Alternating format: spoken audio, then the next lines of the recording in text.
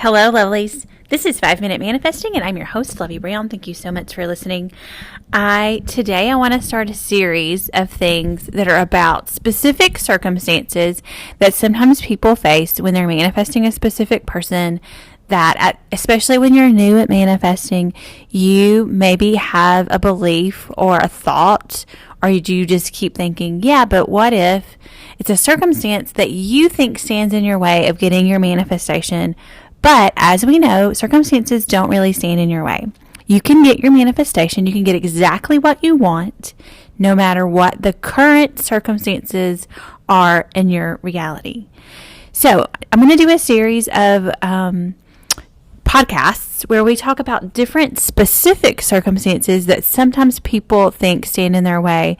Because one thing that I wanted when I was learning about manifesting and when I was doing this for myself was I wanted someone to specifically say, yes, if your person is long distance, if they're 2,000 miles away, it doesn't matter. You can manifest your specific person. Now, there are some manifesting teachers out there that do talk about specific circumstances and will say that. But I really wanted to hear specifically about my situations. And so that's what I'm going to try to do for you in this series of podcasts. So since I use that example, we're going to talk about long distance today.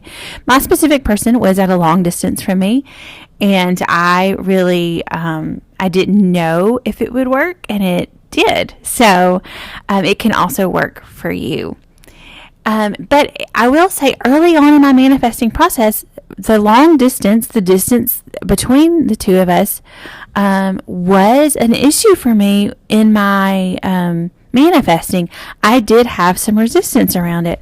And so I remember having a conversation one time with my manifesting coach about this resistance that I had regarding the distance. And my manifesting coach sort of reminded me that I can fix that in my focusing.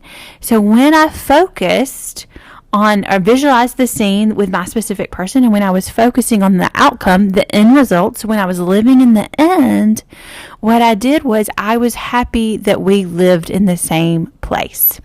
Now, one issue that I had when I was manifesting my specific person was that we didn't live in the same place.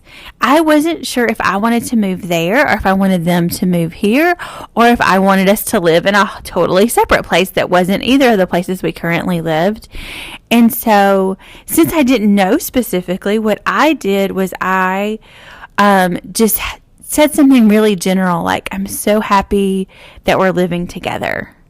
And I didn't specifically say where that was, right? I didn't say whether it was me moving there or them moving here or us living in a third place or us moving around. I just said that I was happy that we lived together. And so that's one thing that you can do if you're at a distance and you're not sure who would move, is that you would just say that you're happy living together in your visualization somewhere. Now, that's not the only thing you want to include in your visualization or in your scripting or in whatever method of focusing you use. But it's just one of those things that you want to make sure that you include if you are manifesting someone who is at a distance to you. Now, you don't want to focus on it, and you certainly don't want to worry about it or fret about it or believe that it will stand in your way. Now, you may have some resistance around that. It may come up that like, well, but how? But how? The how is not your problem. The universe will work out the best how for you and your situation. Now, sometimes you still may have those feelings inside because you don't know how. So you're going to need to find a way to soothe those feelings of uncertainty. Now, the thing is that you can really just say something like, I don't know how, but I know that this is the end, right? And so even then you don't know how, and that's okay. And that's another way you can do it. You can just say like, I don't know how, and that's okay. I know it's going to happen this way. And now if using the phrasing of I know that it's going to happen causes too much resistance, because sometimes using the word no can create some resistance for people, you can use something softer like In your focusing, you want to know. And then when you come out of your focusing, you kind of release it to the universe and you just say, I'm okay with whatever happens. Now, if sometimes that phrasing, I'm okay with whatever happens, can be some resistance. So as you work through this, you want to notice what creates good feelings for you and what doesn't. And then you want to choose the things. You want to think on purpose. You want to choose to say to yourself, whether that's in your mind, whether that's out loud, or whether that's in your journal or scripting, you want to say the things specifically that make you feel good about your manifestation. Now, that doesn't mean that you have to feel awesome and perfect and good all the time, because you don't have to feel that way all the time, just while you're focusing on your end result.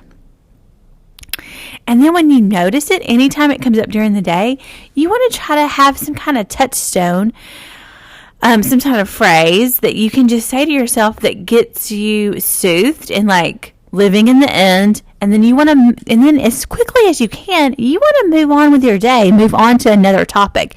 You don't necessarily, if you can help it. Now, sometimes you can't. Sometimes you're just on a train of thought that you're thinking about your specific person and that's what you're going to think about. And that's okay too. But as much as possible, you want to be living in your life and participating in your life as it is now, and while you're manifesting your specific person. So I hope that helps, and may you manifest exactly what you want, and we will keep going with other circumstances in the next podcast. Thank you so much for listening.